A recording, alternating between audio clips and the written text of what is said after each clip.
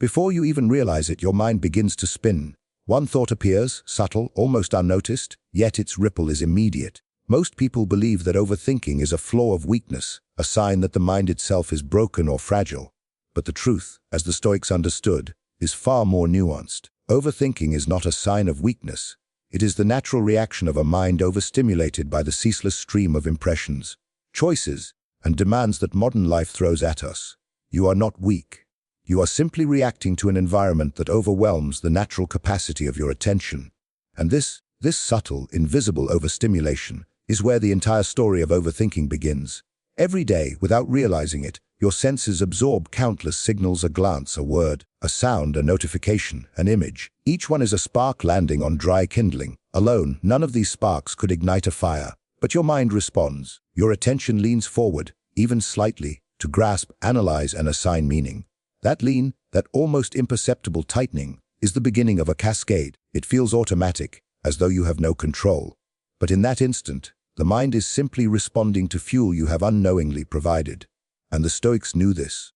They recognized that it is not the thoughts themselves, nor the world outside, that create mental chaos. It is the internal invitation, the unconscious engagement, that fans the flame of overthinking. Once you respond to a thought, it grows. Curiosity, judgment, anticipation, regret, all of these follow naturally. You replay words spoken, decisions made, mistakes imagined. You dissect interactions, ruminate on what you could have done differently, and anticipate what might happen next.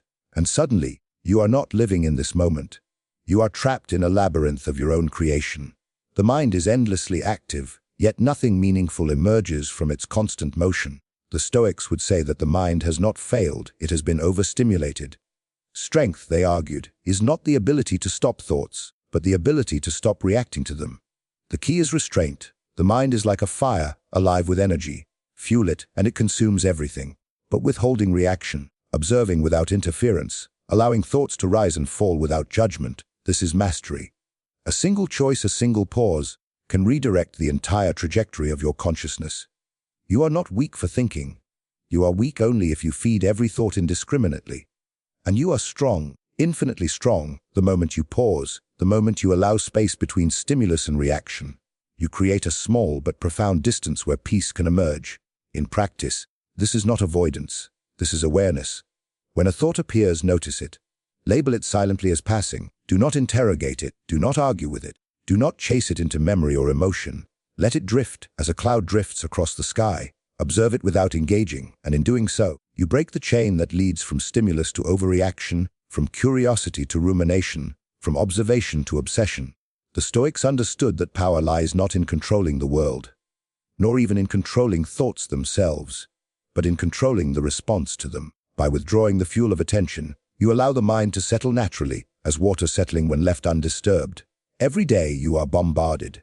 Every day impulses, emotions, and distractions vie for your attention. The practice is simple, yet subtle. Pause before reacting. Breathe before responding. Step back and allow the noise to pass. The world will not slow down for you, but your mind can learn to remain unshaken. Strength is patience, observation, and silent mastery. Overthinking is not your enemy. Your reactions are. Overstimulation is not weakness. It is the challenge you are invited to meet. And when you meet it with awareness, when you practice the Stoic pause, the mind slowly begins to understand its own boundaries, its own rhythm.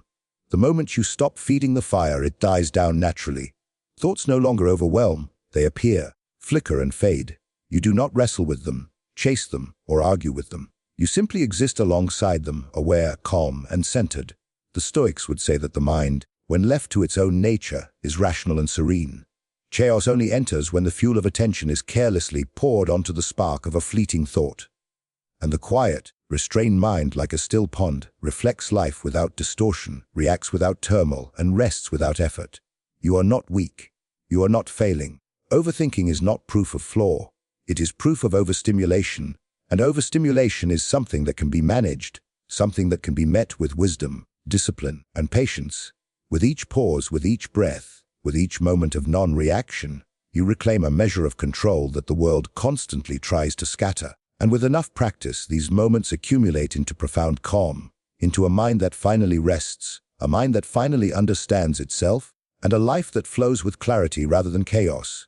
Your mind never needed to be silenced. It needed to be understood. It needed space to breathe. And in that space, the Stoic teaches, we discover that strength is not the absence of thoughts, but the mastery of our own attention.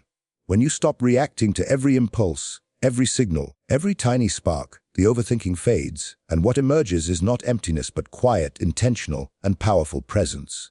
And in that presence, you finally recognize the truth. You were never weak. You were simply overstimulated, and now for the first time you can truly rest.